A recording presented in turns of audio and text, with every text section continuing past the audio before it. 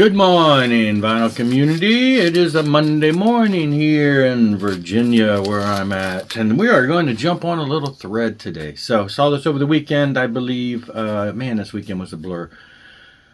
But I believe I did see this over the weekend. I thought that'd be kind of fun because these are my days. These are my this is my jam here. So, this is for Mike over at MGK Boston. He just threw out a thread for 1985. For him, he was entering into high school, into his senior year. So that puts me at least 1 to 2 years older than him because I graduated in 84.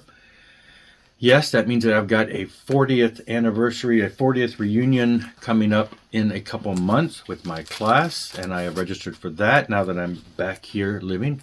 And anyway, so he was just reminiscing about 1985, the summer of 85, the things that he listened to. And so for me, 1985 was a very pivotal year for a lot of things. I'm sticking to one side of that many faceted year that I had. I graduated in 84. I went in the military like within a few weeks after I graduated. So the summer of 84, went through tech school, went through all that stuff. So by the time I got to my permanent base, it was late 84. It was right after Halloween. As a matter of fact, I remember it was right after the Halloween weekend. So going into 1985 was really my first full year on my own as a, aspiring adult, 18-year-old. Yeah. And so, but music, I was absorbed with it. It just was all over. So 85, pivotal year for a lot of great releases. Now, I did a series, and I did one recently, but I haven't done the next one, but where I was going through 10 great albums from each year. I started in the late 70s or whatever and went on through. So I pulled these albums for this thread today, and then I went back and watched that. Only one of the 5 albums I pulled today was in that countdown that I did of 10 great albums. They weren't 10 greatest albums or 10 favorite albums. They were just 10 great albums from that year. Only one made it to this, and I did tell kind of the same story, which is kind of the reason I pulled it on this one. But that video was years ago, right? So you probably don't even remember what I said back then. I did try to go a little less mainstream. Now, of course, Mike showed a lot of stuff. We're on totally different ends of the spectrum when it comes to musical tastes. Understandable. So hopefully you'll appease me with this. I mean, you know where I'm coming from if you're watching me. So yeah, I'm going with I was big into the 80s metal at the time. So, but I am going with a little more obscure. So you're not going to see some of the big bands that you would think, why didn't Jeff show that? Because everybody shows that. Let's do something different. Let's get into this. Just some fun stuff. Chastain, Mystery of Illusion. I remember buying this album in 85, and we loved it. Okay, let me briefly, story time. In 85, shortly after getting to this base, when I first got to my first base, and I don't recall how I met these guys, but it must have been, on base, some wearing a t-shirt, something. But I met these 2 guys, and they were in a whole different squadron, whole different group, different dorms and everything, but somehow we clicked over music.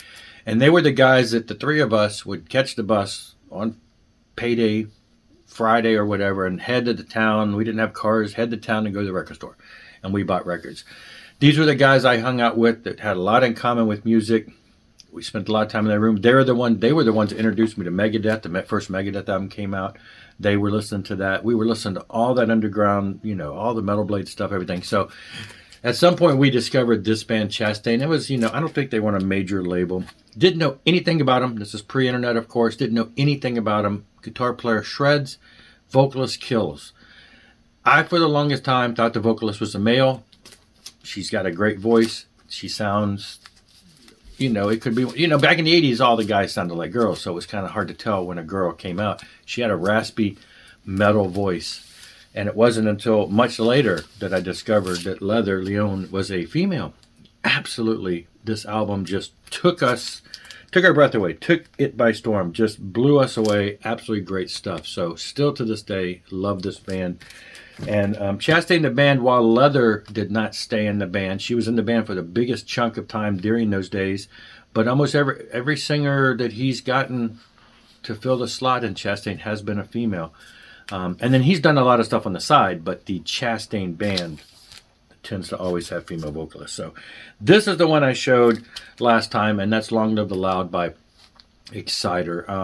And the story was, and this is why I brought up my friends, is in 85, when I went home in the summer to visit my family, Exciter came to town. Like, we lived in Mississippi at the time. I was stationed in Mississippi. They came to Louisiana, 2 states over. And these guys, those 2 guys, went and saw them. So I've never seen Exciter live. They went and saw them while I was gone. I was bummed because I missed it, but have never seen Exciter. But man, can you imagine seeing Exciter back in the heyday? Now they're still around, and they came here months ago, back in like October. And it is the original. It says the original singer came back and everything, but they were 4+ hours away, and it just didn't work out. It was, I think, the middle of the week. It was tough. I really wanted to see them. This album came out, and like I said, my friends got to see them. But yes, great stuff from 1985 into the early thrashy type stuff. All right, this is one I showed not too long ago because I finally picked this up on vinyl in South Carolina at the end of last year, and that's Heavy Pettin'.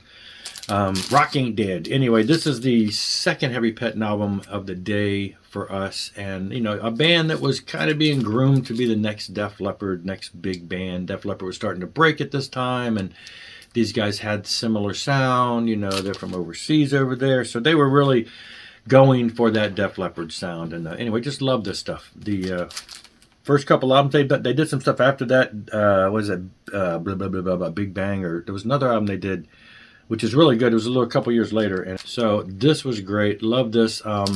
Discovered them on the album prior to this. So, you know, when this came out, yes, of course, we scooped it right up. And they just got that great sound, that melodic, you know, borderline metal of the days. Anyway, Mama's Boys, another band that we discovered in 84. Now, they had a couple albums out overseas, and in 84, they came out with that video on MTV for Mama We're All Crazy Now, which had already been made a huge hit by Quiet Riot, which was already made a huge hit by Slade. Quiet Riot blew the doors down with that, and then they come up. The video is hilarious, funny stuff, and the guys playing live in the attic, and it just, you know, violin players, great stuff. Absolutely fell in love with that album, even though, you know, it's really more hard rock than it is metal. It's definitely metallic.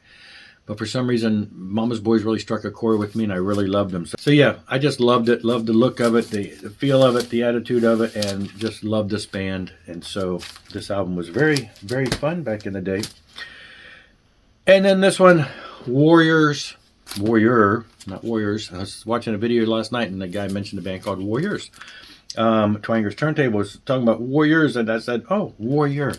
This is the California band. Came out with this album. I think they had a video. I never saw it back in the day, but I think I've seen it since then. Fighting for the Earth, Defenders of Creation, you know, great stuff. Just a great band. And as far as I knew, back in the day, this was like a one and done. And I loved this album. Played it to death all the time. And it was great to find this probably, gosh, handful of years ago. I found this at my local store in the $7 bin. Gold stamp promo with the hype sticker on the actual album. So I was like, I have to, you know, this is an album I have to have. Love this. But it was kind of a one and done. And it was many years later when we were living in New York, and I went to a giant CD store.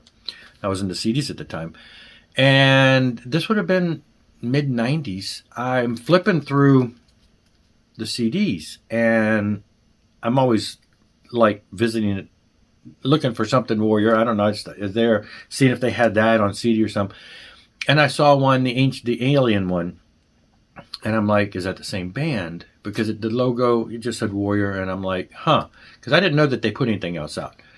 So I wasn't sure. And then I flipped it over, and on the back of the CD, it had this logo on the back. I'm like, that is. And I bought it. Oh my gosh, fell in love with that album. So they did have another album after that. And so I guess there was some time in there where they didn't do a lot. I can't remember the years for all of this, but they had that second album. Then the singer left, and the band continued on. And on the third Warrior album, they brought in Rob Rock, who, if you watch my channel for any length of time, you know I'm a big fan of his. Absolutely phenomenal album. And then for fourth album, they brought in Mark Storace from Crocus. This is where it started. This is great stuff. Love this album. And that's where I was in 1985.